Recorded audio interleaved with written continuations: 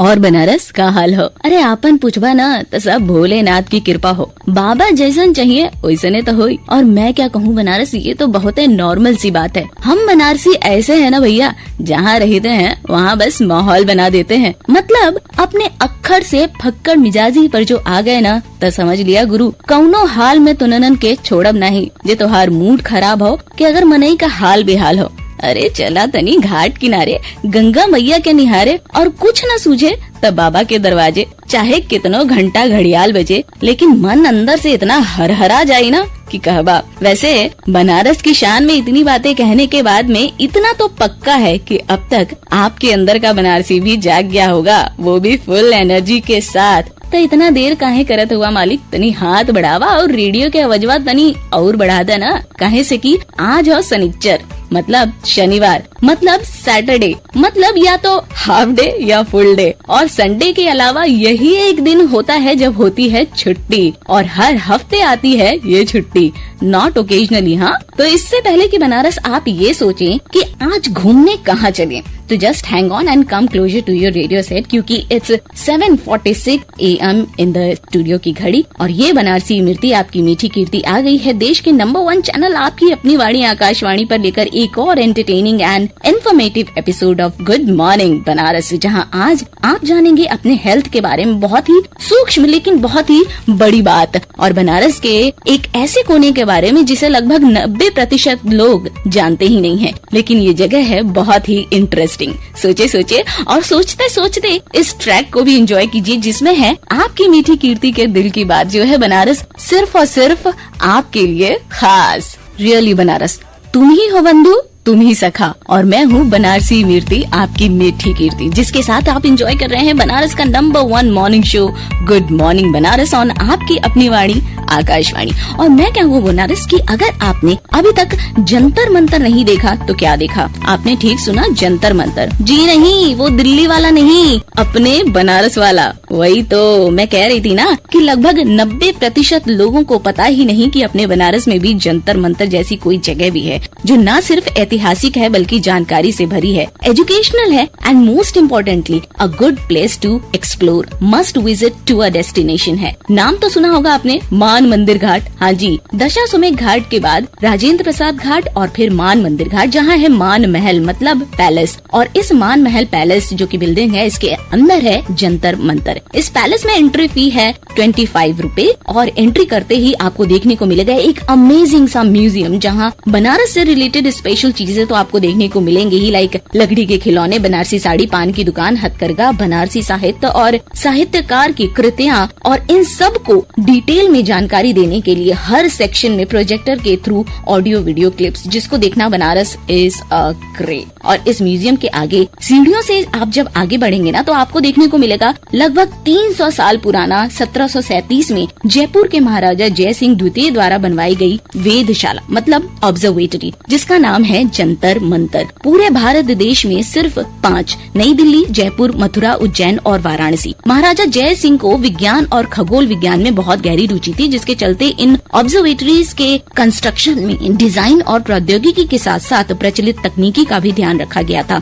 इस जंतर मंतर को बनवाने के पीछे उद्देश्य की बात करें तो इसका निर्माण स्थानीय समय, स्थान की ऊंचाई, सूर्य, सितारे, ग्रहण, नक्षत्र जो होते हैं उनकी दूरी, उनके मूवमेंट्स को मेजर करने और ग्रहण को डिटर्मिन करने के लिए बनाया गया था, जिसमें कि एस्ट्रोनॉमिकल मेजरमेंट पर्पज से दिशा यंत्र, ध्रुव यंत्र, प्रकाश यंत्र, लघु सम्राट यंत्र, चक्र यंत्र, नाड़ी वलय दक्षिण, दिगांश यंत्र और उत्तर गोला कुछ प्रमुख यंत्र है, जो भले ही सैकड़ों साल पहले बनवाए गए थे, लेकिन आज के मॉडर्न एस्ट्रोनॉमिकल इंस्ट्रूमेंट को मैच कर सकते हैं। जरा सोचिए बनारस, सैकड़ों साल पहले अंतरिक्ष की गतिविधियों को जानने के लिए जिस तरीके को मूर्त रूप दिया गया था, अपने आप में ही एक आश्चर्य वाली बात होगी। तभी तो इस बिल्डिंग कंस्ट्रक्शन को जंतर मंतर नाम दिया गया। तो बनारस, अगर आपको मन करे कि चलो बनारस में कुछ अनदेखा, अमेजिंग और इंसानी कारीगरी का एक आश्चर्यजनक नमूना देखा जाए ना, तो मान महल स्थित इस जंतर मंतर की तरफ रुख जरूर कीजिएगा। फिलहाल गुड मॉर्निंग बनारस में इतनी रोचक जानकारी के बाद चलिए रुक करते हैं हिस्ट्री की उस मेमोरी लेन में, जहां हम जानेंगे कि आज यानी कि 15 अक्टूबर के दिन क्या हुआ खास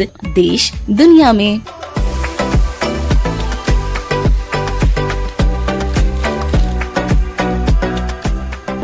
तो बनारस आज ही के दिन खास इवेंट की हम बात करें तो ईयर 1932 में टाटा ग्रुप्स ने पहली एयरलाइन की शुरुआत की थी, जिसका नाम टाटा सन्स लिमिटेड रखा गया था। ईयर 1988 में उज्ज्वला पाटिल एक नौका में यात्रा करने वाली पहली एशियाई महिला बनी थी। ईयर 1993 में दक्षिण अफ्रीका के नेता नेल्सन मंडेला को रंग भेद को शांतिपूर्ण ढंग से खत्म करने और नए लोकतांत्रिक दक्षिण अफ्रीका की नींव रखने के लिए साथ ही साथ ईयर 1990 में राष्ट्रपति मिखाइल गोर्बाचेव को नोबेल शांति पुरस्कार से सम्मानित किया गया था। ईयर 1998 में भारत की फातिमा बी को गरीबी उन्मूलन के लिए संयुक्त राष्ट्र पुरस्कार से नवाजा गया था। 1949 में त्रिपुरा राज्य को भारत में शामिल किया गया था और साथ ही साथ 1924 में तत्कालिक अमेरिकी राष्ट्रपति काल्विन कुलिट्स ने स्टैच्यू ऑफ लिबर्टी को राष्ट्रीय स्मारक करा दिया था। और अब बात करें उन लोगों की जो भले ही आज नहीं है हमारे साथ, लेकिन आज भी कायम है उनके सुनहरे अल्फाज। एक कवि, उपन्यासकार, निबंधकार और कहानीकार सूर्यकांत त्रिपाठी निराला जी का निधन बनारस आज ही के दिन या 1961 में हुआ। पद्म भूषण से सम्मानित प्रसिद्ध चित्रकार और मूर्तिकार देवी प्रसाद राय चौधरी जी का निधन आज ही के दिन या 1975 में हुआ था। दिल्ली सल्तनत पर 1236 से 1240 तक शासन करने वाली रजिया सुल्ताना का आज है पुण्यतिथि। साथ ही साथ 2020 में भारत की प्रथम ऑस्कर विजेता कॉस्ट्यूम डिजाइनर भानु अथैया ने आज ही के दिन इस दुनिया को अलविदा कहा था। बनारस वैसे तो आपको पता ही है कि भारत देश के मिसाइल मैन किसको कहा जाता है, बिल्कुल सही पकड़े हैं। भारत के पूर्व राष्ट्रपति देश के युवाओं को देश की सच्ची पूंजी मानने वाले भारत रत्न डॉक्टर APJ अब्दुल कलाम, जिनका है आज यानी कि 15 अक्टूबर को हैप्पी बर्थडे। फिलहाल आज जबकि वो हमारे बीच नहीं है, उनके शब्द बच्चों को हमेशा बड़े सपने देखने के लिए प्रेरित करते हैं। तभी तो आज के दिन को वर्ल्ड स्टूडेंट डे के रूप में भी मनाया जाता है। क्या बात है। वैसे बनारस आज एक और खास दिन है और वो है global hand washing day. Hindi में बोले तो वैश्विक हस्त प्रक्षालन दिवस। बहुत ही सामान्य सा शब्द और उससे भी सामान्य इस हस्त प्रक्षालन यानी कि हैंड वॉशिंग की प्रक्रिया, जिसका उल्लेख वैसे तो वैदिक पौराणिक काल से मिलता है, लेकिन इस विषय पर अब अपनी विशेष राय देने के लिए हमारे साथ है बनारस के जाने माने फिजिशियन डॉक्टर हिमांशु पाठक। आइए सुनते हैं इस ग्लोबल हैंड वॉशिंग डे पर उनका क्या है कहना। गुड मॉर्निंग बनारस की सभी सुनने वालों को डॉक्टर हिमांशु पाठक का नमस्कार। आज हम ग्लोबल हैंड वॉशिंग डे के दिन व्यक्तिगत सफाई, विशेष तौर पर अपने हाथों की स्वच्छता के प्रति जागरूकता पर बात करेंगे। जैसा कि हम सभी जानते हैं कि साफ सफाई का हम सबके जीवन में बहुत ही महत्व है, लेकिन अक्सर जानकर भी हम सभी अनजान बन जाते हैं।